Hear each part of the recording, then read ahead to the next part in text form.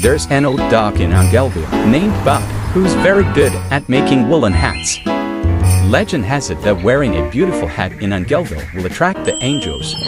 Welcome to Buck's hat. Which one to use? Wow, this one! Hey, don't touch it! Sorry, Mr. Buck. I want to make Even the warmest so, hat in the don't world touch for it. Master. I'm just afraid she'll leave me.